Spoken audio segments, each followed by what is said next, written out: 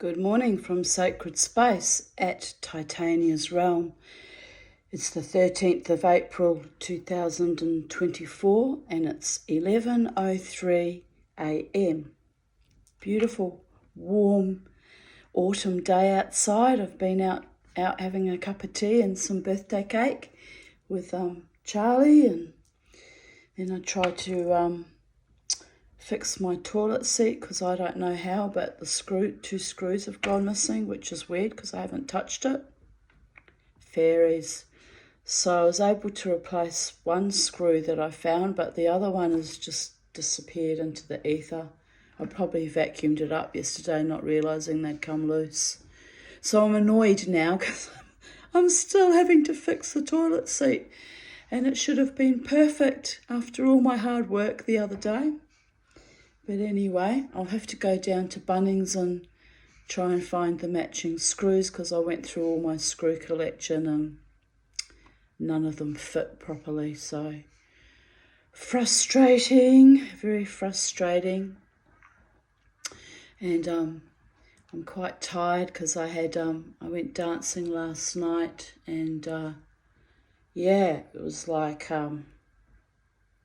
it was a weird vibe last night. It was there was a lot of aggression in the club, so I was not enjoying that.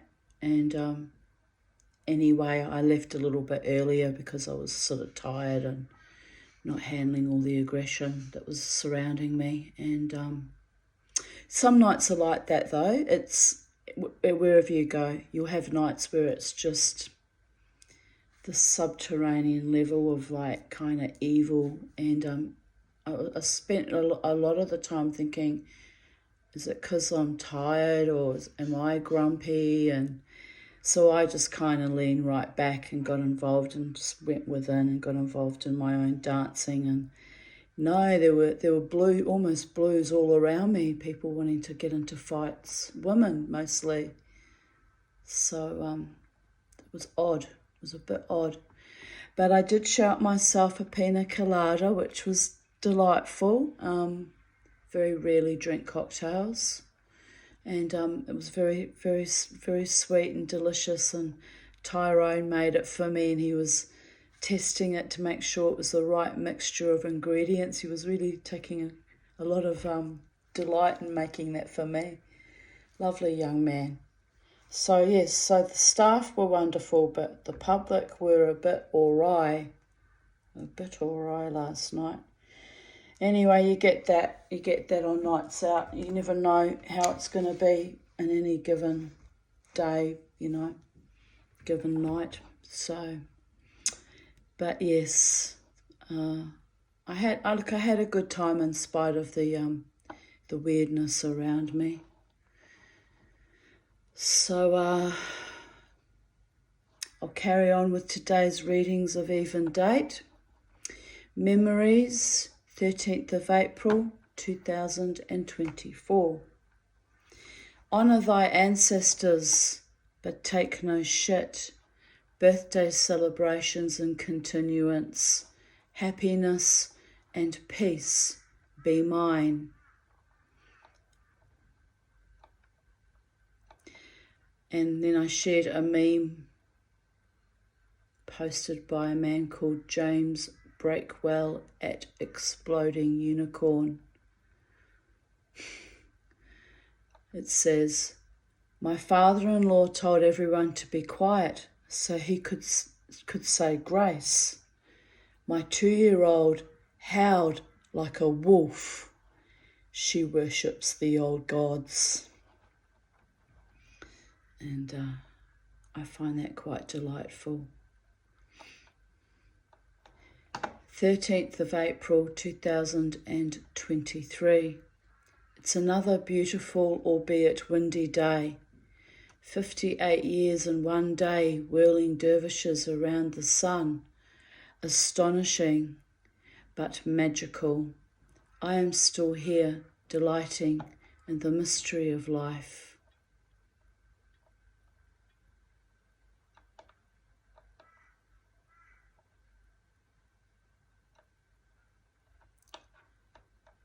And here I wrote, copied from my friend Gillian Kay.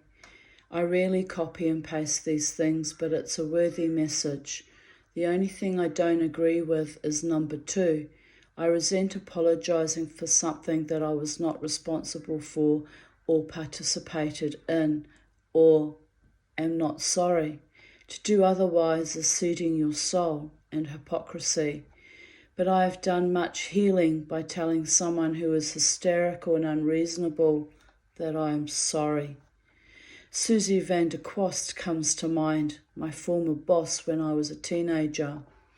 She would be shrieking at me for some imagined slight or a set-up, and I would just calmly hold space for her, staring into her eyes, and would shrug and say sorry. Deflection rather than escalation.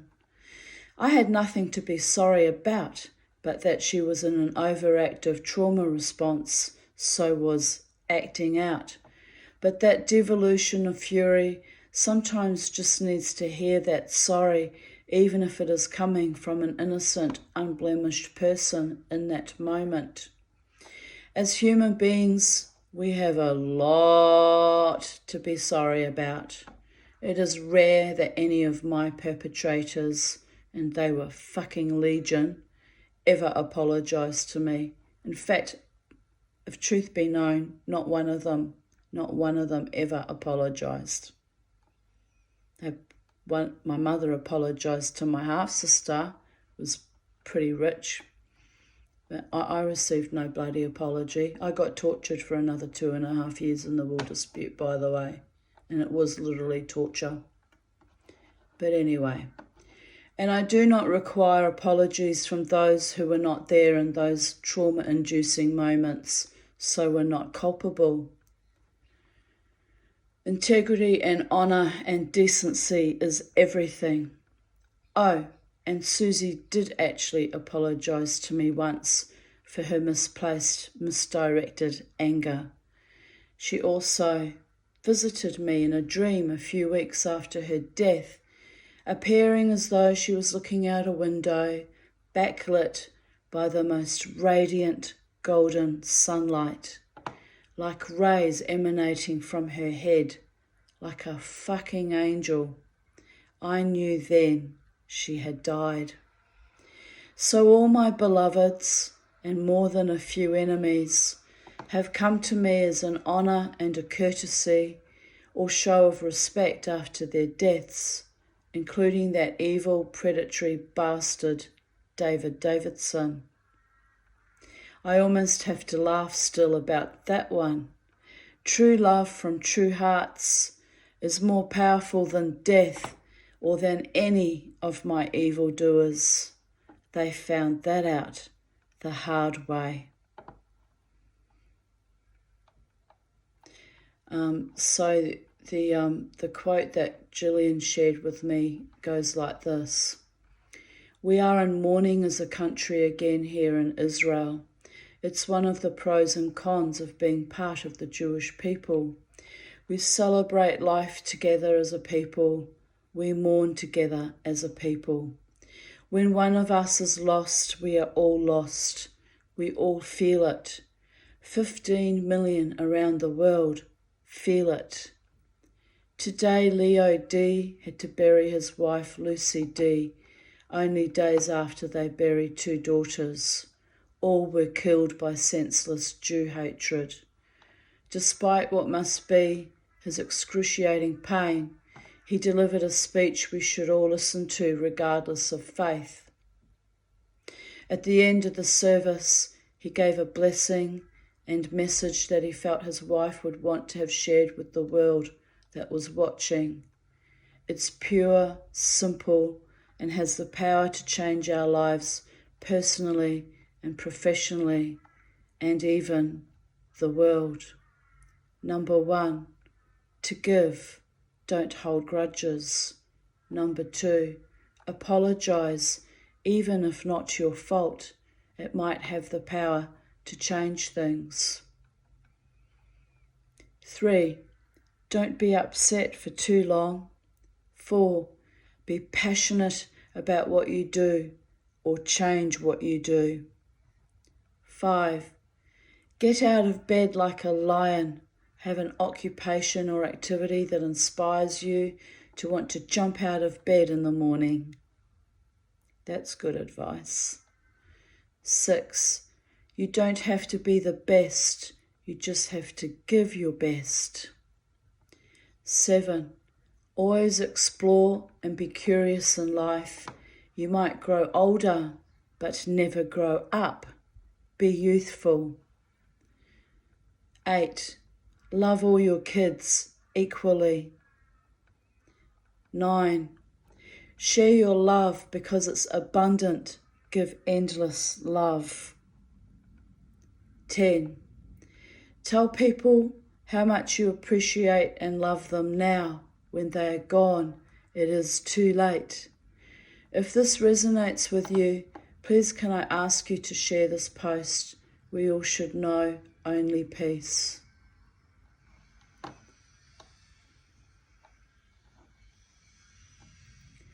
13th of April 2022. Today is the 72nd birthday of my dead sister Angela, who declared me dead towards the end of the will dispute in 2012, because I always cleave to my truth, no matter how much it hurts to do so. And that truth cost me dearly in multifarious ways, and yet it revived me, the zombie sister, who was cast out and scapegoated because of the arrant cowardice and abuse dynamic of my entire, ! family of origin.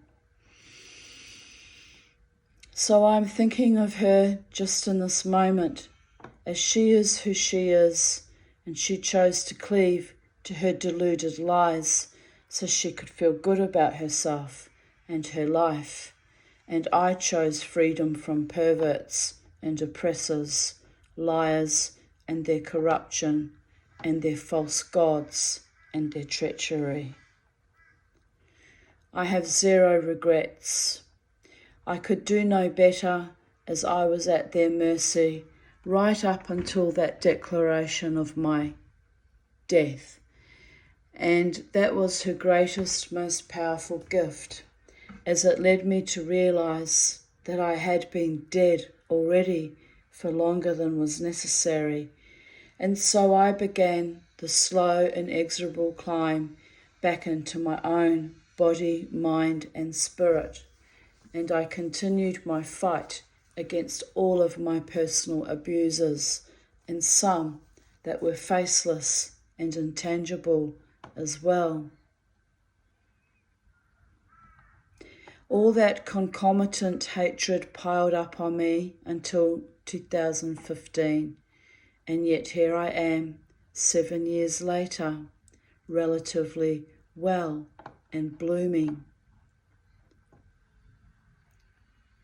So it's almost 9 years later now, isn't it?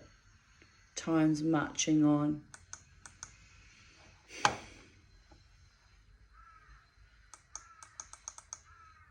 So happy birthday to my last traitor of that original wound, of that family that was infested with pedophilia, acopism, sadism, violence, and narcissism.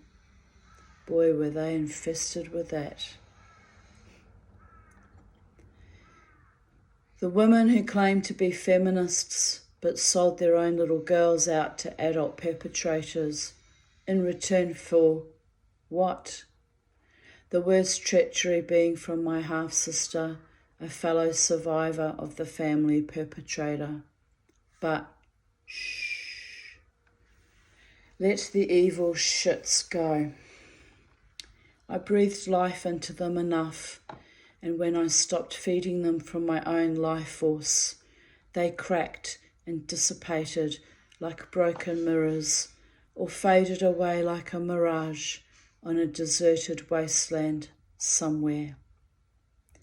But the spirits are yelling right now, No, no, no excuses for bad behaviour. Accept what was, is, always will be. The bloodless and the frenzied murderers of life and little children.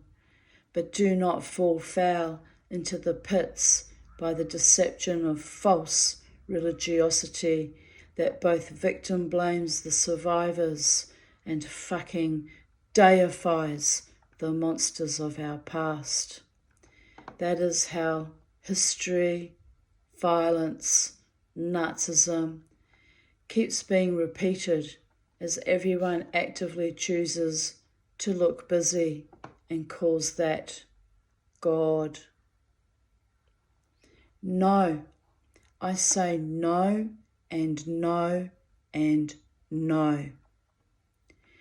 Take action to ensure the truth remains the truth in all dimensions of the multiverses, and let go of the lies and deceptions that told you that you deserve the evil that was done to you, and by doing that justifies the means to perpetrate that hate on some other victim in this life or the next. Just fucking stop. Stop long enough to heal yourself and to regain equilibrium and find the God within that gifts you the freedom and the peace to weather any storm, any battle, any dissent, any abuse, and hold your head up high. My angels have my back, but they are a tad whimsical, and I have learned to hold them to account too. The I and the thou, as above, so below, as within, so without, interconnected relationships with powerful beings takes its toll on our psyches. But when push comes to shove, our true family are the ones who step into our fray and lift us up on 9-foot shoulders and say, "We've got you." May we be blessed to know real love, courage, clarity, and peace. Amen. V'salah.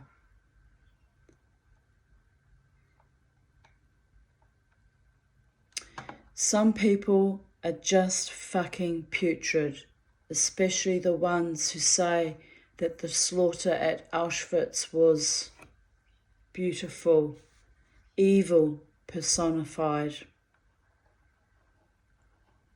I am out. Actually, my iPhone battery died just at that moment, and that was a beautiful synchronicity. Kellyanne asked, "Who said that shit?" And I replied, "Someone I put a lot of time and energy into supporting their mediumship show. Linda Ray Kramer, scumbag par excellence. Never mind, I have unfriended them both." That means including her sidekick, and that was actually his show. She fucking sabotaged by doing that, by the way. But anyway, you just got to let shits go, because quite frankly, I don't have the time and energy to invest in people like that, even to hold on to the anger for, you just, once you identify evil, it's time to just move on with your head high in dignity and let them float around in their own fucking hell loop and effluent where they belong, right? Am I right?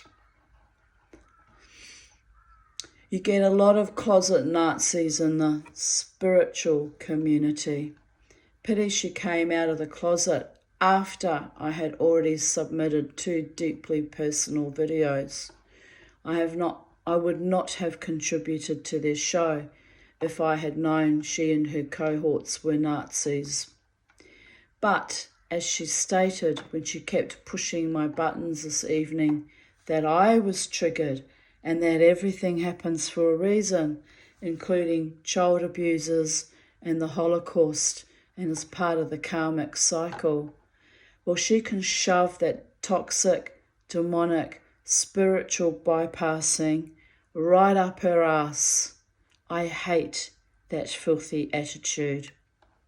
Oh, and what really got my goat was when she stated that Native Americans have no right to be angry or upset over what happened to their grandparents. She meant ancestors, and they should just get over it.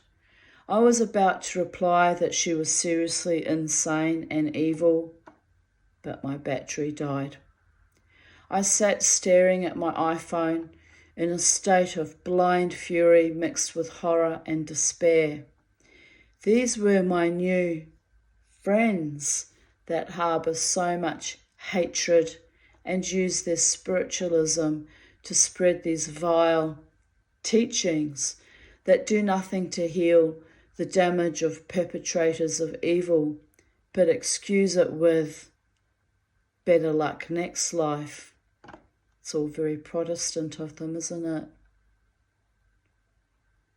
An abnegation of responsibility and a victim blaming that is insidious, invidious, and heinous. I unfriended them and left her group, but the stink will stay with me for a few days until I cleanse myself of their filth. Yuck. I'm especially upset as I genuinely liked them both and supported their show and personally supported the woman when I named her earlier, when she complained she had a male stalker. So what the fuck did I do that for? Well, I didn't know their true hearts and minds. So yes, it's another hard lesson to not buy into other people's bullshit without knowing all the facts at hand. But then, of course, evildoers are masters of deception, and they are drawn to me because they see a fragile older woman who they think is lonely, and ergo, they assumed I am vulnerable. Mama T is rarely truly lonely, as she has outlived more evil perpetrators of abuse than the average human, so is careful who she allows her heart to care for. And yes, I have been feeling vulnerable of late with my IBS and trauma issues, so I can thank those evil, fetid bastards for galvanizing me again, as in this current paradigm of COVID, human, bestial, raping, torturing, killing in the Ukraine and Russia, and the ever-present undercurrent of threat that I can smell oozing out here in Australia, I don't have the time or the luxury to be vulnerable for very long. Time to heft my angelic demonic sword and cut down any that stand in the way of freedom, peace, justice, or just basic human decency, and dare to dress it up as spirituality. That is a slow seeping poison like heroin that might get you temporarily high, sniggers, but ultimately turns you rotten. And I have worked hard at keeping my spirit alive and well, even though my container is quickly sliding into old age and decrepitude. I will continue to live out my life as honourably as I possibly can. No Nazis need apply to be front and centre of my social, intellectual or spiritual circle. I have no time for haters. I had a lifetime of my own fellow Jews disguised as lovers trying to strangle and rape me, followed by the last gronking long-term boyfriend with his drug-soaked neo-Nazi friend threatening to cut my head off with a samurai sword. So excuse me while I scream now as this shit is getting weird.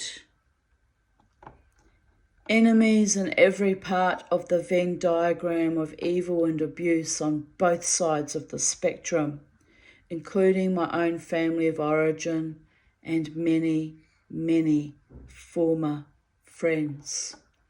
So yes, I'm well aware that magical, spiritual and religious spheres are utterly infested with psychopaths, child abusers and rapists and slanderers. So what else can I do but flee myself of the psychic, in brackets, psycho, vermin, but dance on, smiley face. Living freely and joyously and abundantly and kindly is the ultimate revenge. Yesterday evening, I had a spirit whisper in my ear. Surprise! I thought, oh, that is silly, as after all it is my birthday, and birthdays are loaded with love and kind thoughts from family and friends anyway. But very late at night, I was indeed surprised by a message from my oldest childhood friend, whom I met when I was only 4 years old in Island Bay, Wellington. We have been estranged for about 2 years, as she failed to maintain communication and connection with me, as she claimed she was always too busy. The message was short and sweet, wishing me happy birthday and a better year ahead. It threw me somewhat, as she lives in New Zealand, which is 3 hours ahead of our Brisbane time, so it would have been 2 a.m. when she messaged me. I immediately replied with a thank you, but she did not read my reply, so must have sent it off prior to retiring for the night. Anyway, it was a trivial thing, but indeed a surprise, as I had not expected to ever hear from her again. I felt happy that she had thought of me before going to sleep for the night. So the message proves, that is, if it was indeed from her and not some faker troll pretending to be her, that love truly is eternal, and I am well thought of even after many decades apart and my weird estrangements at times. Well, they're not always my weird estrangements. It takes two people to drift apart. Someone has to maintain connection, and it's usually me that keeps trying to maintain connections, and I get just so tired of the constant lack of respect and distancing and what have you. But anyway, I was planning to go and visit her just this last February, but I ran out of money. So I will, when I get enough money, I will go and visit her for a long weekend, and me maintaining connections from an ancient friendship that began when I was 4 years old. So, but she was really, during my childhood, her and her mother, they were really my only true family, since I wasn't safe in my childhood home, by the way. So it's more than a friendship, it's a kinship and a bond that cannot really be broken by time and distance. And I didn't hear from her for my birthday yesterday, but that's okay. She's probably, if truth be known, a bit disappointed that I didn't come home to see her. But, she doesn't probably understand that I struggled to barely get through fortnight by fortnight, and I had this delusion in September that I was dying, because let's face it, I've been unwell for a long time, and I was thinking that I would pull the money together somehow and come home, but I managed to get enough money together to get my passport done, and then 4 months later, when my planned trip came around, I was broke again. but I'm halfway there. I have a passport. And it'll happen. If the gods want me to go home and see Lynn one more time and see my childhood, a place where I grew up in Island Bay, it'll happen. Money's an energy. It comes and goes and flows. Sometimes on miraculous occasions it lands in my lap, and other times I'm just splonging on jelly, dancing as fast as I can, am I right? But I'm not upset because I know when I get enough I will go home. I'm true to my word, and I did want to see her. Of course, under those circumstances I was thinking that I was running out of time and it would be my last time to see her, but no, I'm not going anywhere soon. I'm just got to get more sleep once my bladder resolves itself with the new medication, hopefully, or if I ultimately end up having to have Botox after all. And then when my life gets a bit more settled, when I have more rest, maybe I'll be able to achieve more things and find a way to make a little bit of extra money, maybe with my silversmithing, or I don't know. It's a constant frustration the way I live.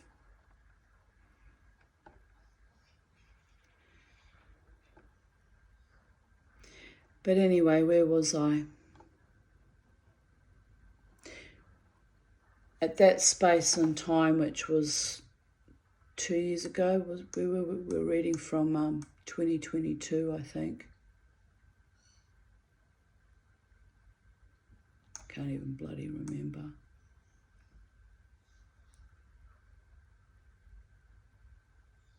$2022.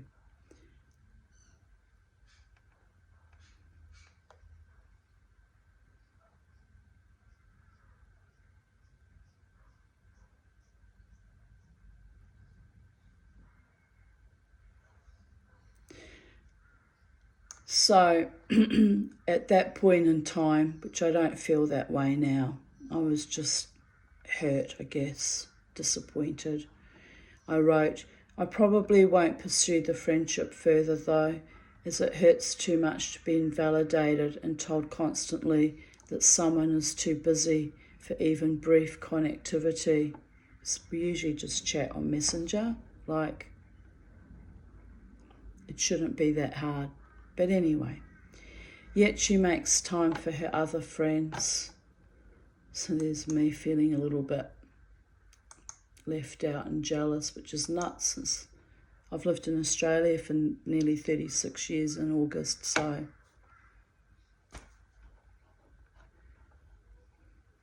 I don't even know why I hold on to people like that. It's not sane.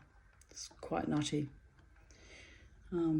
Anyway, I must learn to let go gracefully, I guess.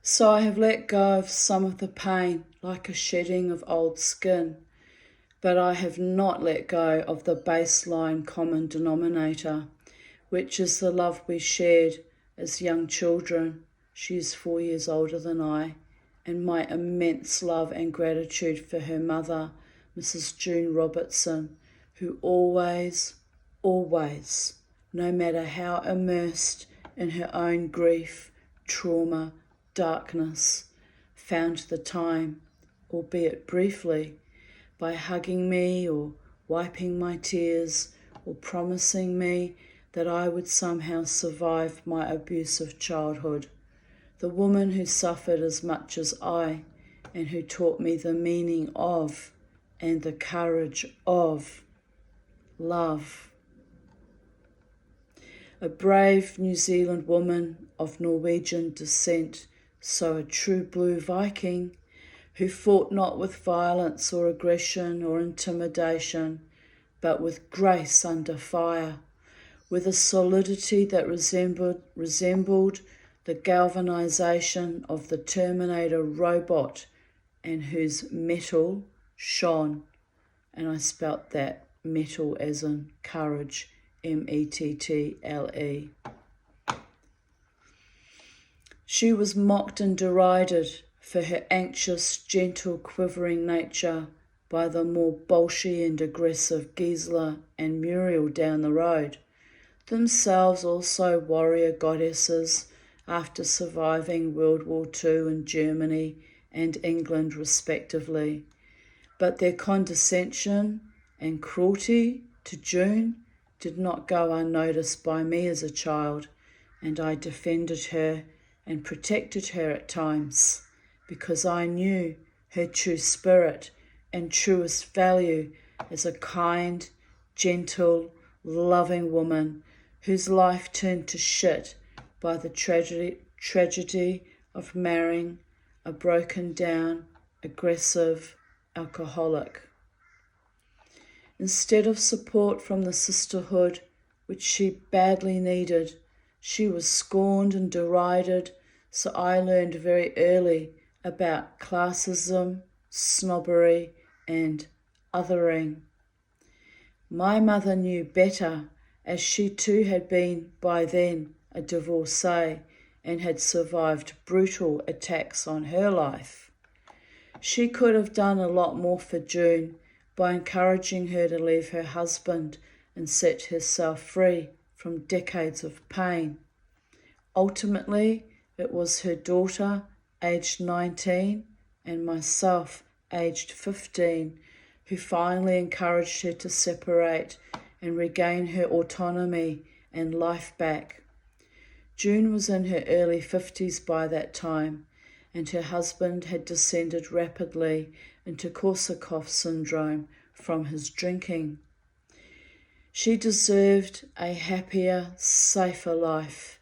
I often wish she had left earlier, but already trapped in poverty and trauma, she had stoically held on, thinking it was the right thing to do. Stand by your man, even if he was slowly killing her. So I send you love, June, across the multiverses. Your love was stoic, solid, unbreakable, and in its way a force of nature that weathered the good and the too often bad like a Viking ship on violent seas.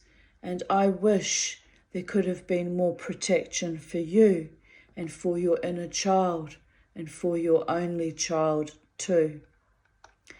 You nurtured both of us, your daughter as much as she would permit, and your little Tanya friend who soaked up your love, attention, affection, and wisdom like a dried out sponge on a searingly sun-soaked beach, for I was adrift and battle-worn already at 6 years of age, and without you, I truly would not be an older woman of 57 years today and one day, 59 years and one day now. The life force is strong in this one. I honestly don't know how I've survived this long, especially with the concurrent grief and trauma.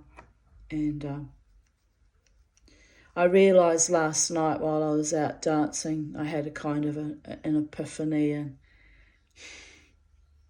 I've been played for a bit of a fool too, and stirred up and teased, and it's all been very delightful, and I took it at face value that it was genuine and heartfelt, but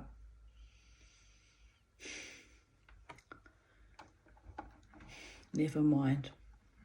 No harm, no foul. People will keep playing games with me for as long as I allow it. So I'll be reining that back in for my 59th year. I'll be galvanizing and pulling those reins back in.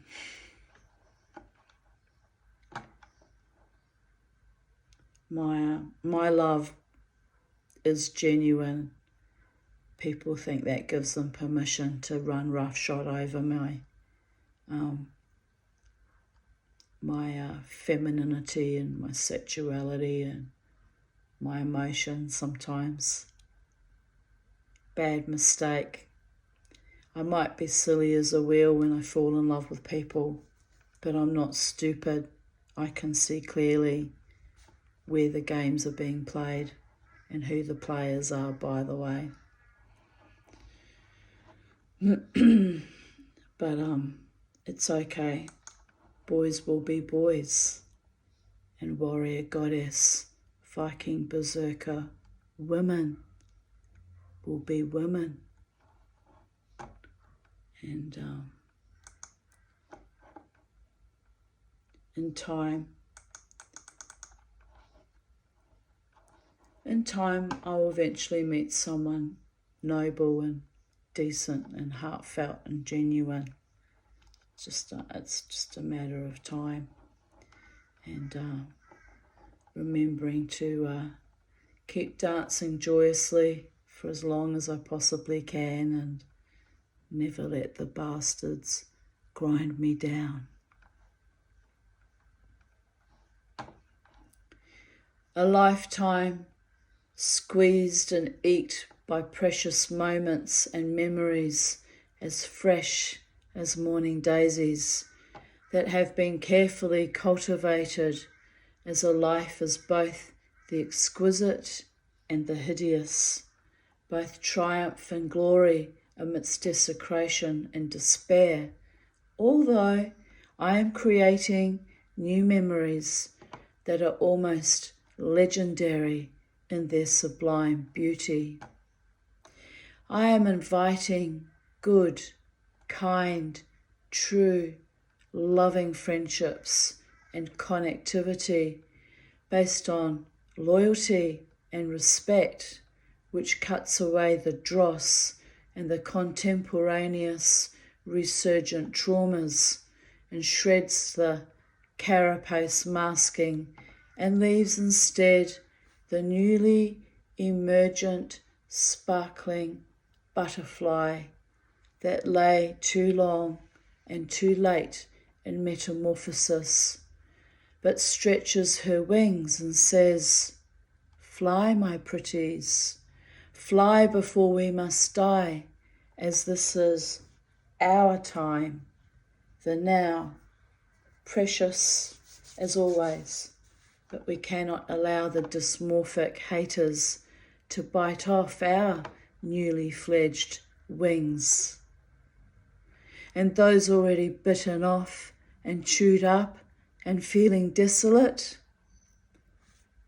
we can regrow them in our hearts and minds, a new incarnation while yet still living in this one, a transmogrification, a bifurcation, a binary coupling with the gods of our understanding who whisper, surprise, because we are in a constant state of surprising our older selves in our own life force and journey to wholeness and our own consecrated becoming.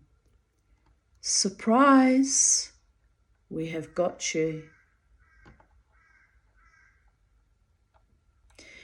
Love is the law and life is the miracle, and the great mystery knows who and what is real, even in our current inverted reality, and can find us anywhere in the space-time continuum by our heart.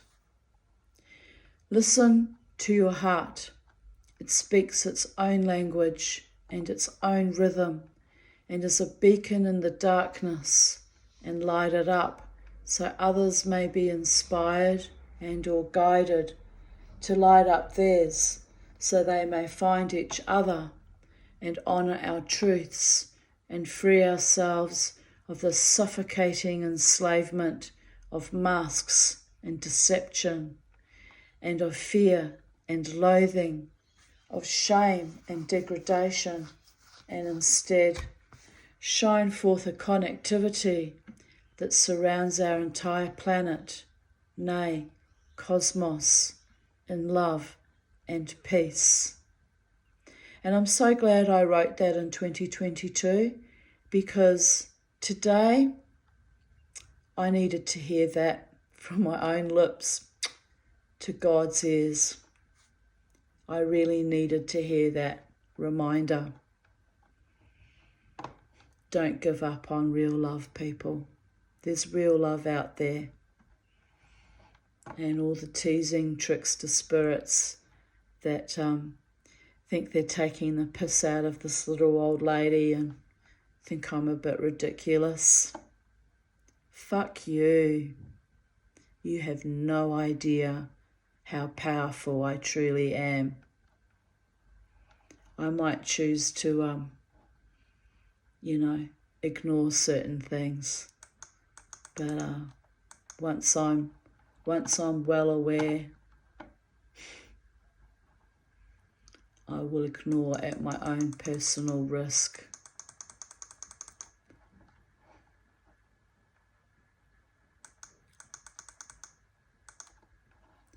April 13th, 2021. I had a truly beautiful day yesterday. I am wearing the leather rune symbol that Elizabeth gifted me. It means flow. She told me that I needed to stop being in a mad rush racing through life, that I need to just breathe and slowly go through all the processes and steps to achieve my goals. Otherwise, I will miss out on vital information. She said I need to be like the river and trust in the flow of life. Sometimes it's okay to just be still for a while and await for the next surge of energy or movement. The rune for harvest was also significant energy in my reading.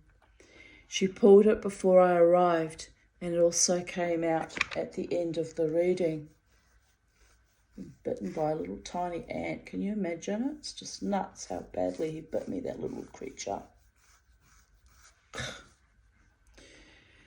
My time has come to enjoy all the spiritual and material rewards I have manifested.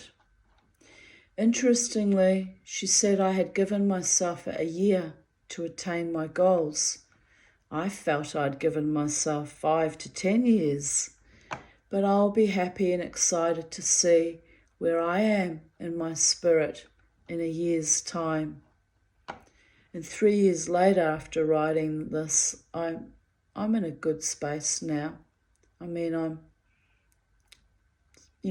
still struggling with my bladder and I'm astonishingly tired, but I think I'm the most contented I've ever been in my life. And even the trickster spirits with their little romantic illusions and games has been good for me. Pity it's not real, but I've soaked up the sweetness like a sponge of a very thirsty kind of dying woman. So what else is new? I always soak up love gifted to me like a sponge, and I keep it precious long after I realise it was a game or some sadomasochistic BDSM fantasy being played out by the other person. And who knows what the fuck is really going on. We've all been brutalised by the COVID epoch, and many people are not They're not at home in their own souls anymore because they've seeded it. So I must remember that there's no point being upset or angry with anyone anymore, because no one will ever be the same again. We've all been tainted, except for those of you who were intelligent enough and wise enough and lucky enough to remain unvaxxed and to have still avoided catching COVID. You're the only pure blood still left, my darlings. Unfortunately, I caught COVID last year, and I'm no longer a pure blood, but it is what it is. But watching all the trickster spirit games being played out, it's depressing and a bit distressing, quite frankly. But every time I think I find someone who really genuinely loves me, it gets sabotaged, so I'm well aware of that. It's not a new thing. And I'm sad about that too, that I haven't been able to shift that fucking albatross. So what will I do? Just keep being joyous in my own spirit, keep living my best life to the best of my abilities, keep dancing, and keep waiting for the time when someone genuine comes along, and hopefully that albatross of sabotage and envy and spite just fucking gets buried one day and doesn't surface again.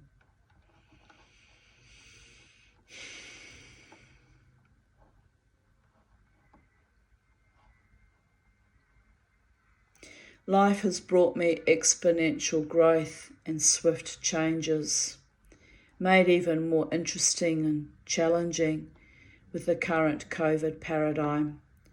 But I have been swimming upriver all my life, so I am content to just flow now. Jared and Crystal were so loving and patient with me yesterday.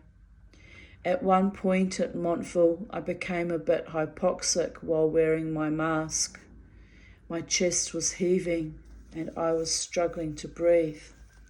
We left the beautiful antique shop we were browsing in, and I was feeling rather weak. Crystal took my hand and held hands with me as we walked up the street. I had to remove the mask as it was inhibiting my ability to breathe fully. I thanked her for holding hands with me. She said she thought I was going to faint. It was a very sweet and intimate gesture. It actually made my entire day, such a tiny expression of comfort and love.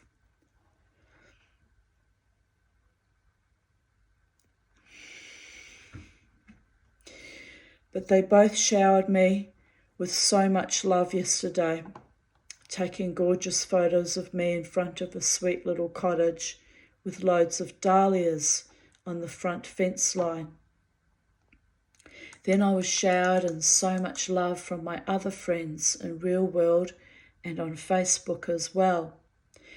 You are so gorgeous to me, all of you, and it means everything to me to know how much loved and valued I am.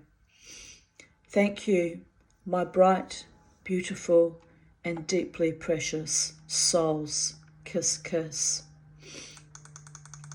Thank you to everyone who made my birthday so special.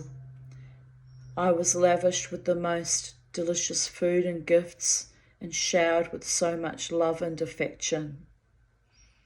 I had a wonderful day and am so grateful and happy to have such beautiful souls in my life, cheering me on, bringing much joy, beauty, and blessings to my life. I love you all. Kiss, kiss, kiss. And what I said in 2021 applies to 2024. I love you all, no matter what, even with the little, trickster games and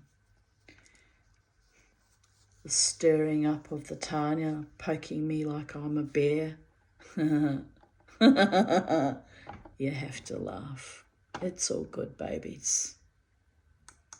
It's all good. 13th of April, 2020. I just heard from my childhood friend in New Zealand. She tells me that lockdown has been her first rest in years. I am so happy to hear from her. I told her I am always here for her no matter what. She says she has been an awful friend.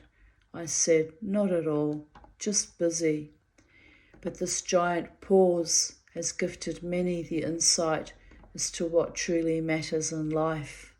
Love, connection, friendship, solidarity, togetherness, even ironically, if only over Zoom or FaceTime. Life is weird. But my life has always been weird and often draining and exhausting on those who have had to fight for me for eons. I am grateful and happy to know I am loved. That brings me immense comfort and joy.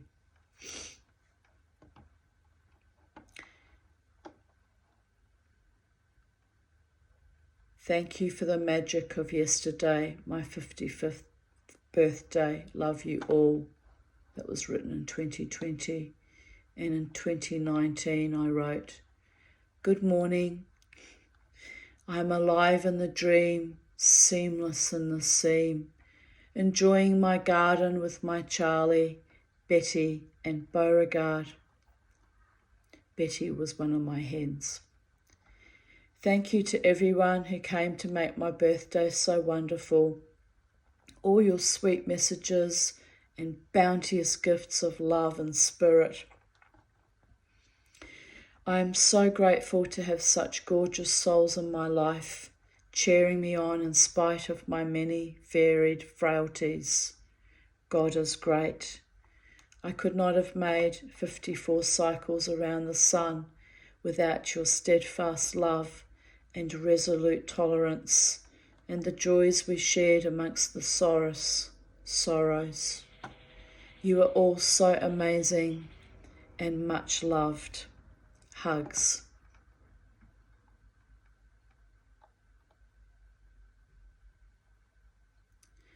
Oh, how awesome. Yes, we never know what even our most tiniest impact has on the soul growth of another being. I often feel so insignificant and at times worthless, but then I look into the faces of my beautiful, soulful friends and my formidably heartwarming, unconditionally loving pets, and tune into the groundedness and heart center of the trees and garden I have helped co-create on my sacred space.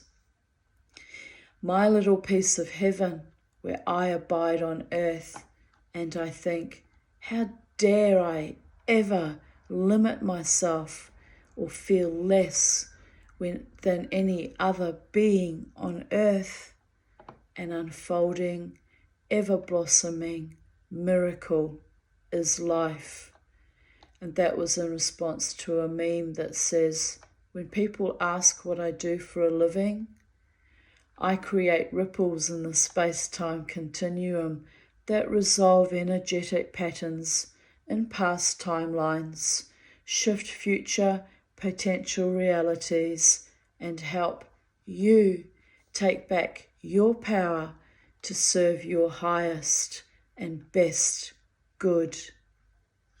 How about you?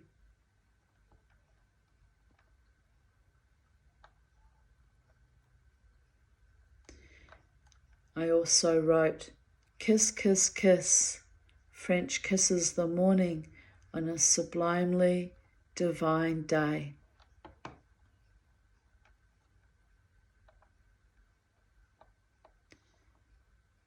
And I also shared a meme. A sensitive soul, a heart of wild. You grew up thinking you're a cursed child. Embrace your blessing. It's not a curse because you've been by the universe. That's all very well. I just wish she hadn't used so much tongue. 13th of April 2018. Today is my former half-sister's, Angela's, 68th birthday. Well, today, I wrote it's also Black Friday. Today she's 74, but I don't even know why I'm acknowledging it, really, because dead sisters don't cry babies. Dead sisters fail to die too. Sorry, but not sorry. Fuck you to all my haters. I'm alive. I'm living my best life, and tomorrow I'm going with my beautiful soul friend, my adopted brother, my friend of 32 years, to Byron Bay. So that will be an awesome replenishment of my spirit that often can only happen in that magical place. The sun, the sea, the beach, and the ley lines. To you, Byron Bay, Mama T's are coming.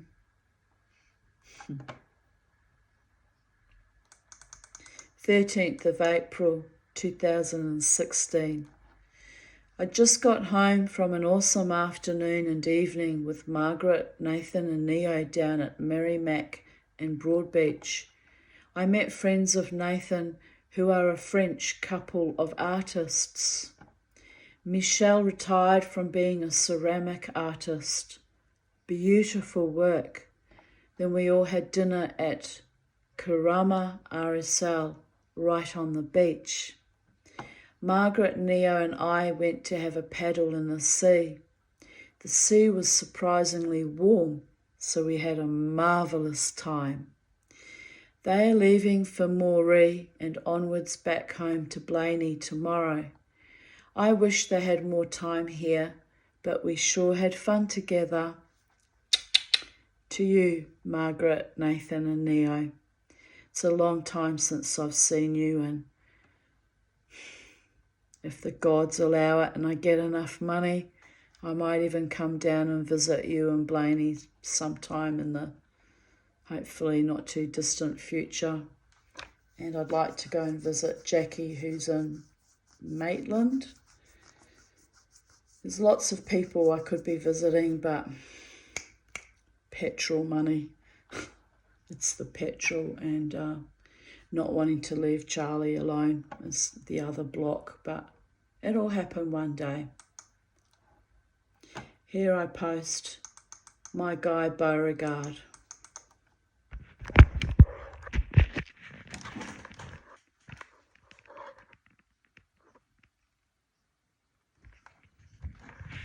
I miss him so much. Still miss my boy.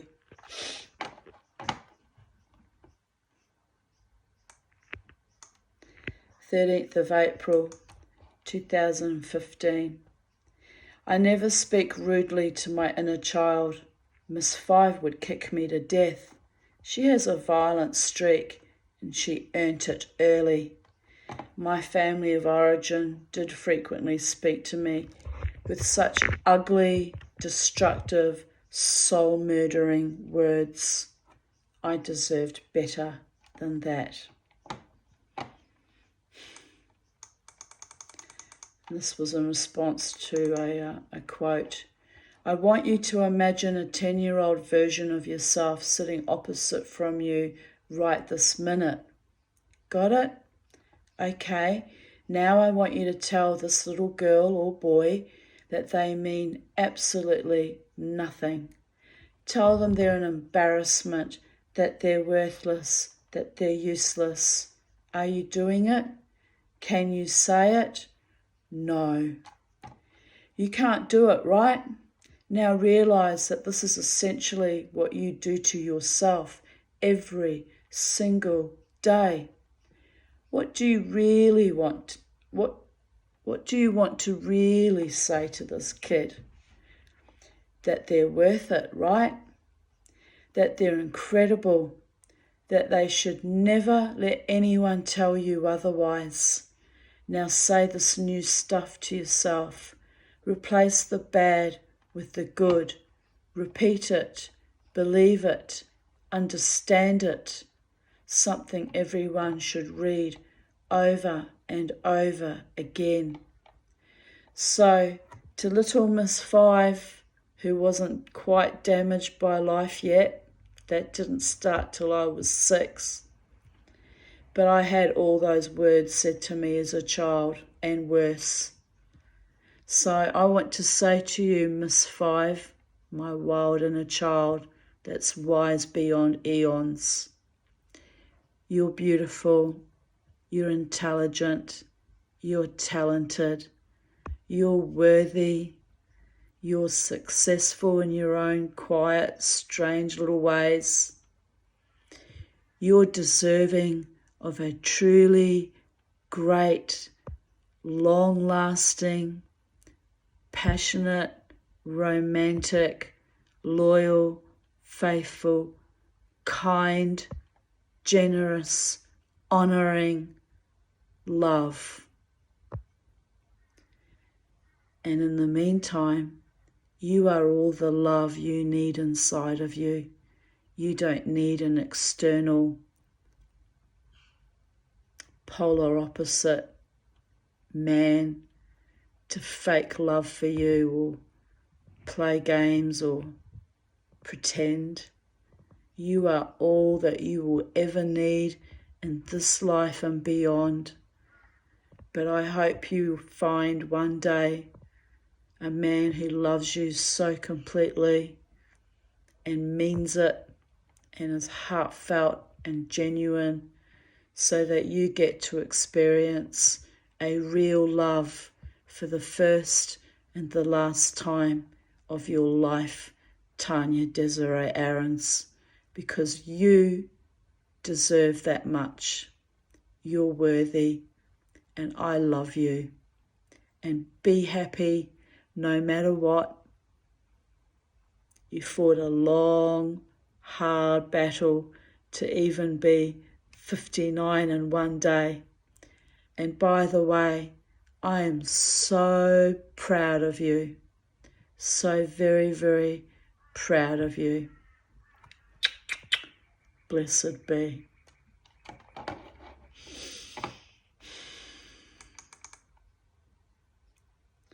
13th of April 2014.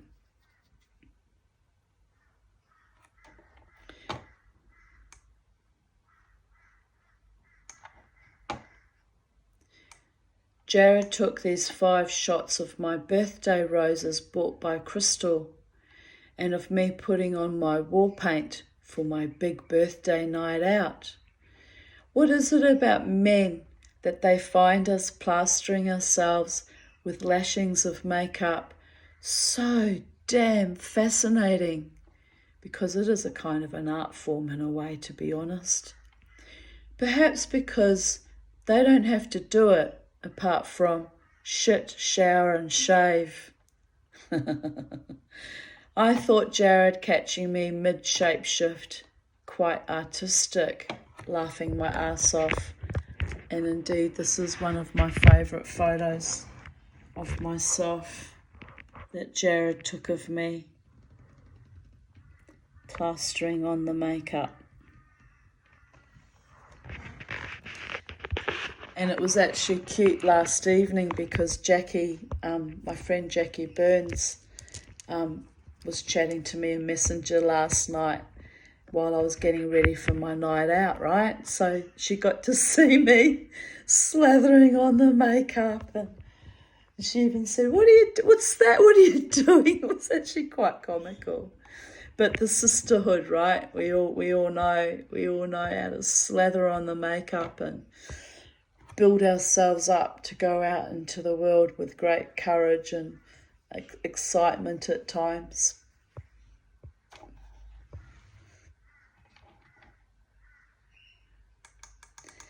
"5:49 a.m. Home at last. I had a wonderful birthday, both Friday and last night.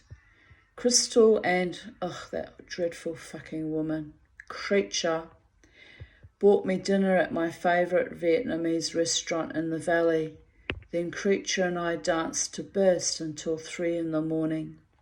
I rocked out so much like a whirling dervish that I no longer can feel my feet or my ankles or anything from the knees down. I will be in trouble later today if I want to walk anywhere, laughing out loud. Not complaining, I am happy as I have ever been in my whole life. I am so grateful for my gorgeous daughter and friends who love and care for me so generously and affectionately. This is finally the time of my life, enjoying my freedom and my joy with the best of the best, la crème de la crème. And even at our worst, we are still so sublime. I love you all so much, and I honour you for sticking with me all these years, or in some cases, months. You are awesome. Kiss, kiss, kiss, kiss." Pity that friendship went rancid, but it is what it is. I meant it in that moment. We did have some awesome times together. Let's be real here. The truth remains the truth. Can't shrink from it or hide from it. Unfortunately, there were far uglier truths that got layered upon that by her viciousness, so not to worry. I have a beautiful life now, and I am loved. Sometimes in very weird, astonishing ways, but I am loved. 13th of April, 2013. My birthday treat organised by Crystal and Jared. A lovely day trip at Montville. Such a happy day.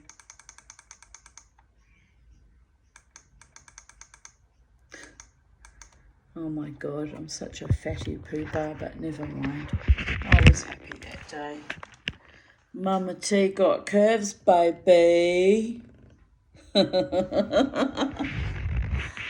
Oh well. Hot chips and chocolate.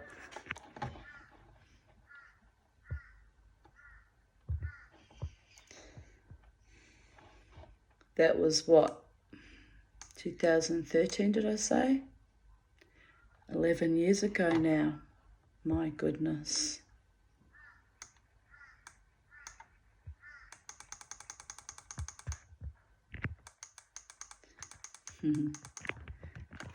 Here's Jared and I standing in front of that wheel.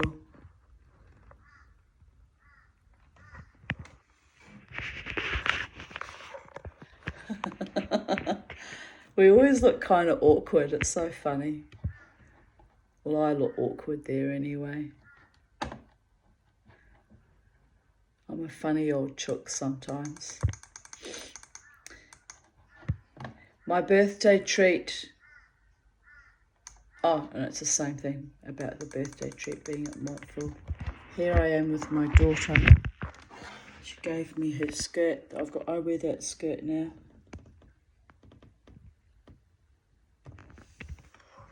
I miss my daughter. I really do. Well, you know, if Jasmine had stuck with me, I'd probably be missing her, but we've been estranged so long that it's just a kind of an empty husk that you just blow out into the void, right? That's what I've been left with in my life after all my struggles to bring my kids up into adulthood. Shucked off old husks.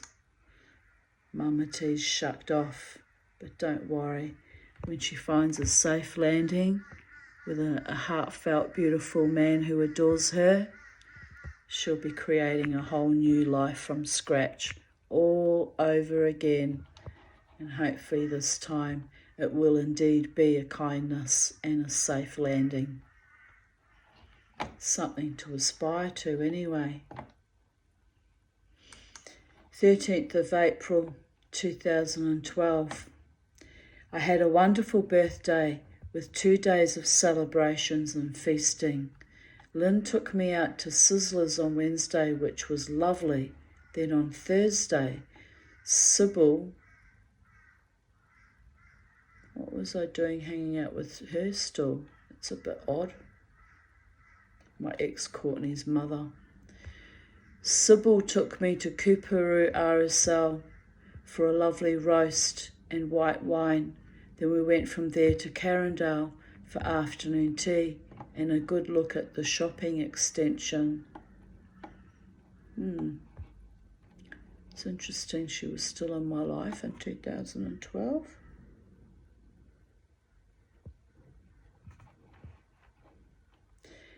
In the evening, Crystal and Jared arrived.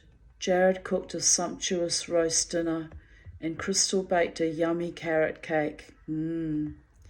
Crystal brought vodka, which we thoroughly enjoyed, and Jared brought a bottle of champagne, which we agreed to save for another amazing occasion. Thank you to all my gorgeous friends for your love and well wishes. You all have inspired me, and I realize how very blessed I am to know you and have you in my life. Kiss, kiss, kiss. 13th of April 2011.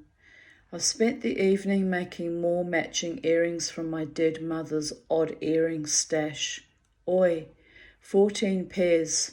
Some I've had to remake completely as the silver oxidized or the wire was rusting. What a schmozzle. Gisela's revenge is working out nicely for her, but when will she ever get off my back? Laughing out loud. Will dispute still disputable. Meeting lawyer and barrister on Friday. I will overcome. And my friend Melissa Wilkes wrote, it's all going to plan. Mwahahaha, rubbing hands together. And my friend Heather Abramson wrote, yes, you will. Hashem is lifting you up above all obstacles. I can see it. My little cheer squad getting me through those dark times, by the way, which were really, I don't know how I survived them, to be honest. Don't ever ask me to go through anything like that again. I'd rather fucking kill myself, quite frankly. Over what? Pittance of fucking money to be tortured like that mentally and emotionally for years. Fuck that shit. But, you know, gratitude to my cheer squad that buoyed me up through those awful times. Apparently, a real woman always has a clean house, empty laundry basket, is well made up, smells good, slim, healthy, eloquent, and is perfectly well behaved. Copy the status if you are beginning to suspect that you are a man. P.S. It's not the men in my life that count. It's the life in my men. Mae West. I just love her, don't you? She was one woman who honoured the art of behaving very well or badly.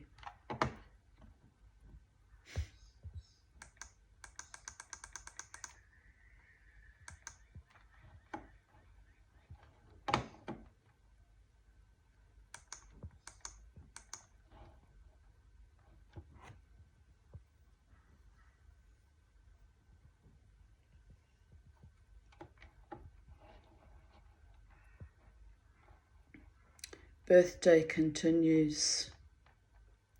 Thank you to my darling, Lynn and Danny, and Tracy and Melissa, who sent birthday wishes as well, who came with such delicious gifts. Danny and I enjoyed the fabulous Moe and Chandon, and we all enjoyed the awesome caramel mud cake. Yum, yum. The pot of honey will keep me sweet, and the beeswax candle will light up my life.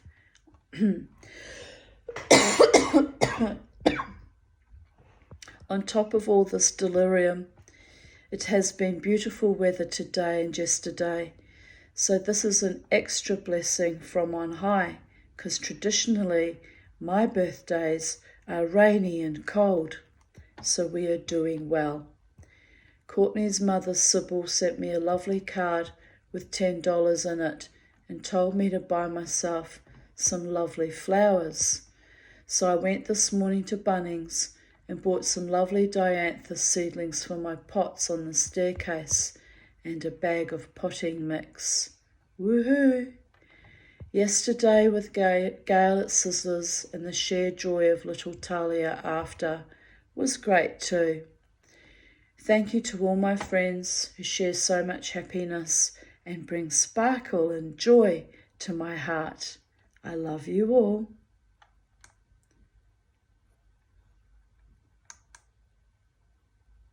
Seeing what year that was, I forgot. 2011.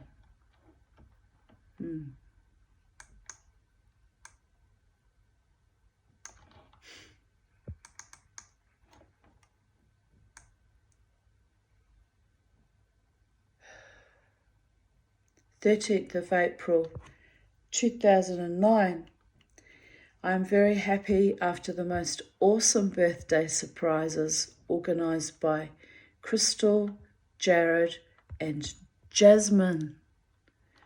They bought me tickets to see Chicago and took me out for a lovely lunch in a Greek restaurant and bought me the DVD of Chicago and a wonderful book on Kabbalah. Wonderful. So on that note, that thus concludes today's readings of Even Date, and I'm very tired today.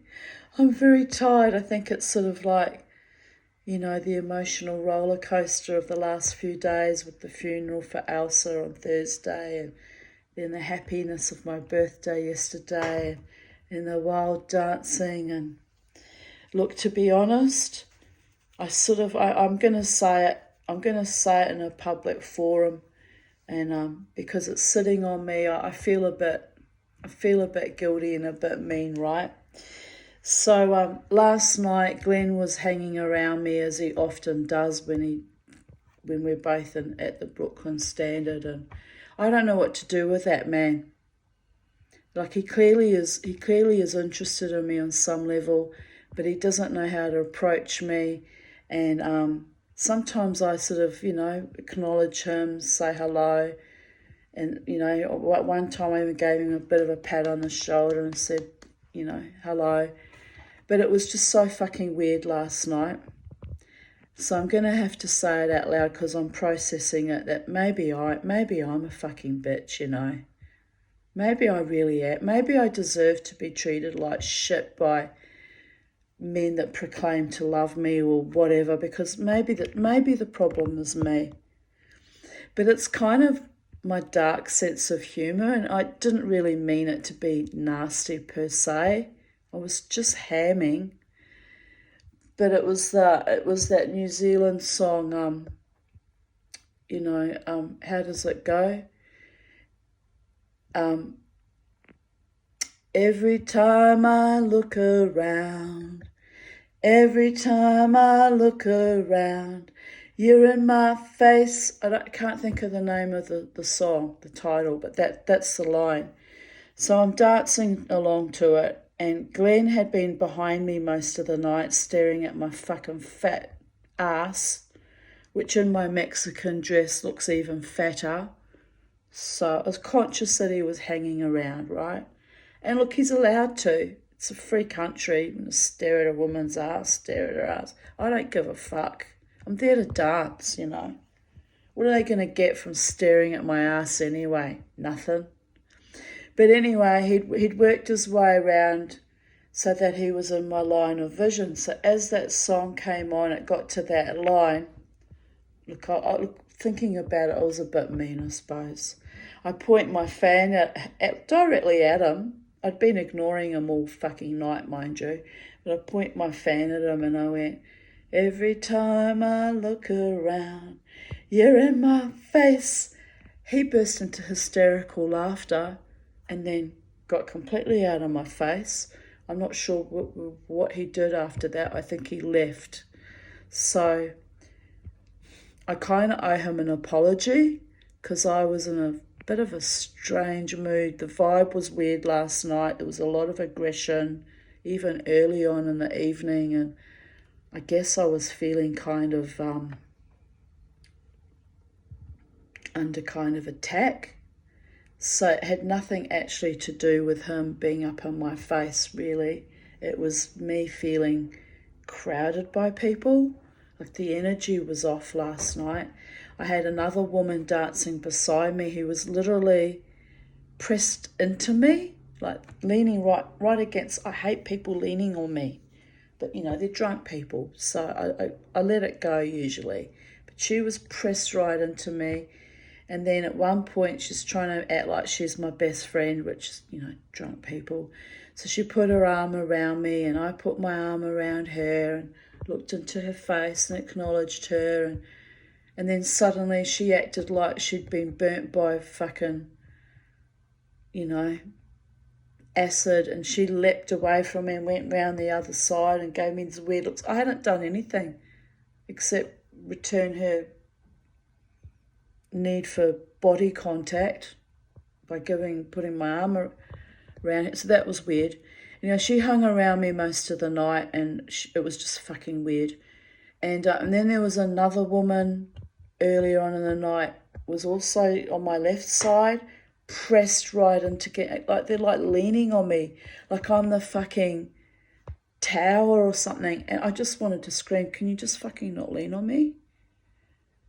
But anyway, I just ignored it. I'm tuning all this out, right? But it was grinding my fucking gears. And some nights you just want to tell everyone to fuck off. But the thing is, it was my birthday and I was going out to have a lovely evening for my birthday. But bear in mind, it's also my usual Friday night dance. And I just felt like people were like literally leaning on me physically with their bodies, like crowding into me. And oh my goddess. And then a bit later, I'm sitting around the table and this young woman who'd been actually quite rude, well, not young woman in her 40s, but had actually been quite rude, had come up to me and fan me. I went, not here to fan you. Like, I said, use some manners, have a bit of couth anyway. I said, you don't even know me, you're coming up throwing your weight around. I said, have some bloody courtesy. And I looked her straight in the fucking eye. She could see I was livid. So she wandered, I watched her with her friend, wandered around, gossiping to everyone about what a bitch I am, So I just watched her. I thought, yes, I can be a bitch, but have a bit of fucking manners and respect, So anyway, so the interesting thing was after she went wandering around bitching about me, it's borderlines are like that, aren't they? It's what they do. And pointing me out, and all the other dancers, they don't know me from Adam, so probably one of the blokes probably said, just got a point, I could just had that feeling that they were on my side. It was a bit weird. Anyway, she comes back to me, this woman, and she says, I want to apologise to you. She said, I was about being rude to you. And I nodded. I went, yeah, okay, whatever. Because I was still kind of pissed off, right? Anyway, then her and her friend came and sat at, the seats with me, looking at me. I don't know what their deal was. They were determined to vampirise my fucking energy, right? But anyway, her blonde friend turns to me, and she was sweetness and light. Grooming of the sociopath, by the way. I'm fucking well aware of that, how that works. But she was actually very sweet to me. And she says to me, oh, she says, red really suits you. You look beautiful. I love the colour red on you. Doesn't know me from Adam, doesn't know what other colours I wear, but it was a nice, heartfelt compliment. So I smiled and I said, oh, thank you so much, darling. That's very kind of you. She said, guess what colour suits me the best? She was blonde like me, similar skin tones, prettier and younger, of course. And I said, well, you're looking very elegant in the black you're wearing. She says, yes, but my colour is also red. That's why I wanted to compliment you. I said, oh, that's lovely, darling.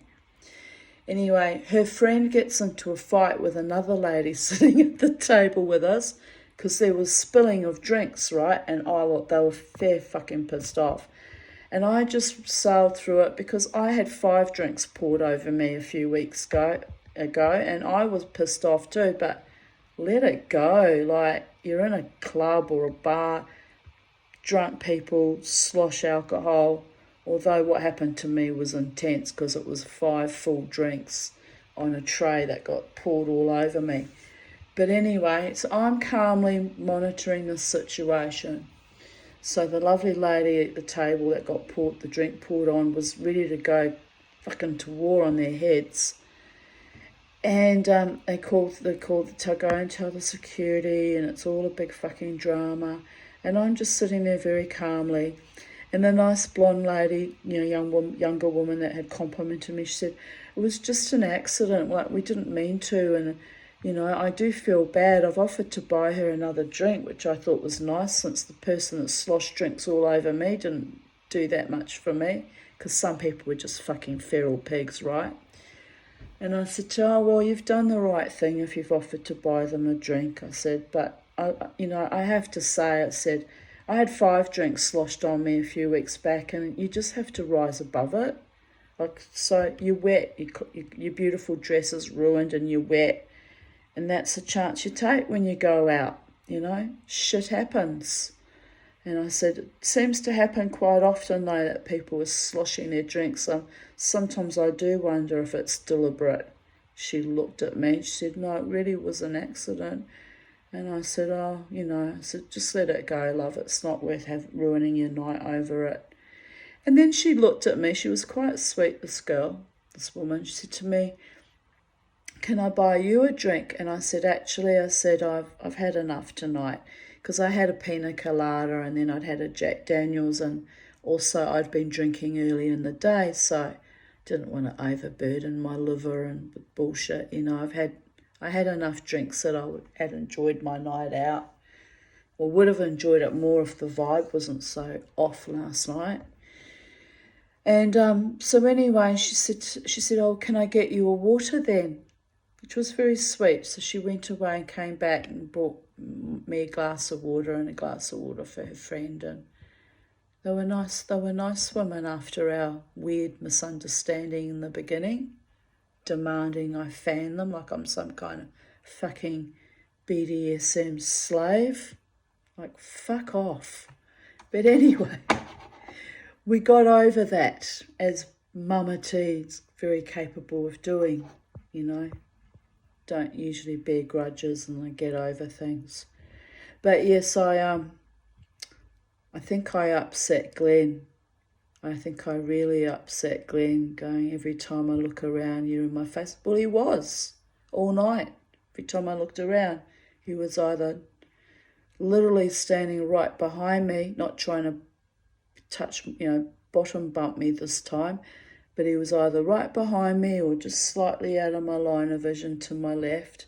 And at that point of time when that song was playing, must have been when the band was on the break because it was a DJ, I just couldn't help myself. I'm mischievous at times too. And it was perfect timing. Every time I look around, you're in my face. Oh, bless. Maybe I should just give him one, right? No, I'm not there yet. I'm not ready to launch into my full sexuality again. I'm too fucking circumspect and wary, and too well aware that all the flirting and nonsense is just literally poking the Mamati bear to see how far it will go and stir me up, am I right? It's hilarious, but it's not real, and I'm well aware of that. And anyway, I enjoy my dancing, and that's what I actually go there for. I'm not interested in hooking up. I'm not interested in torrid love affairs that will only leave me broken and desolate and smashed. I'm not interested in liars and fakes. So Mama T will do what she always does, dance to the point of exhaustion and go home. But yes, not quite sure what to do with Glenn. I noticed a bit later though, he wasn't too cut up about it because he was surrounded by women and he's looking around. So look, I don't need to worry about him. He's a grown man. If he can't handle me telling him to get out of my face, then, and that's tame. That's tame compared to what I could do if I really wanted to be mean. But I'm not there to be mean to people. It was just, I just thought it was kind of funny. You know, I've got no interest in being mean to him, really. You know, he's probably a very nice man. He just doesn't know how to approach me as a human being, and I find that a bit disturbing and confronting, to be honest.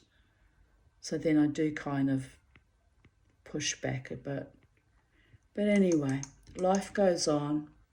I'm not there to raise these men up to teach them how to have couth and grace and manners and, you know, approach a woman in a respectful way.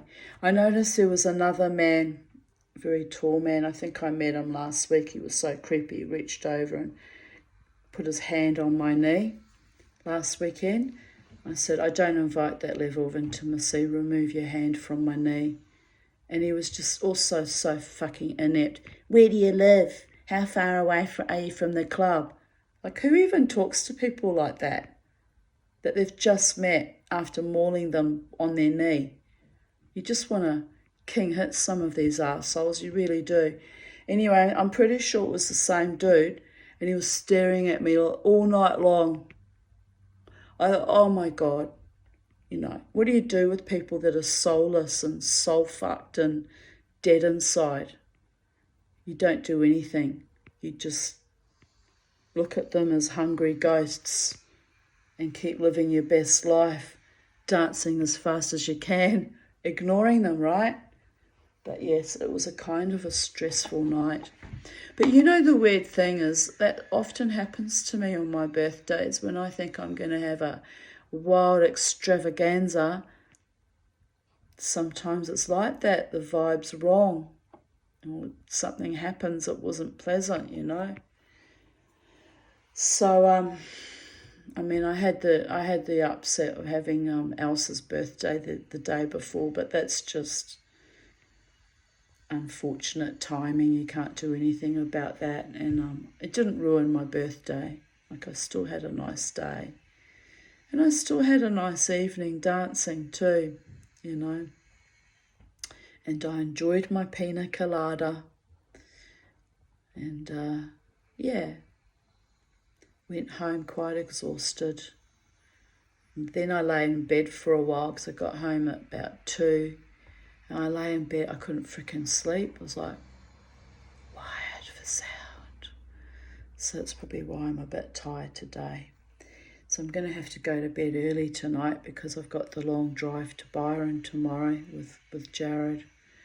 So I have to, and I don't want to be in one of my weird, exhausted, out of altered states like sometimes happen when I think I'm going to have a lovely day. I can move in and out of fucking ordinary reality. It's not good, people. But anyway, today, the 13th of April, is a beautiful day, and tomorrow will be a beautiful day too. And I am blessed, and I am loved, and I am contented. I am actually overall contented. I've had a lot of love flowing to me in recent days, and it'll be nice to spend the day with Jared. We haven't, you know, haven't spent much time together in the last 12 months, really. And yes, Byron Bay, the magic of Byron. For me, it's a magical place. I call it my Zen zone. So I won't be worried that it's all built up or changed. I'm just going to go with Jared and have a look around and just enjoy the day. So on that happy, contented, almost purring note, I bid you all adieu. Stay safe, stay happy, stay free, stay wild, stay untamable, and be tolerant of each other, and never, ever, ever let the bastards grind you down. Bye for now.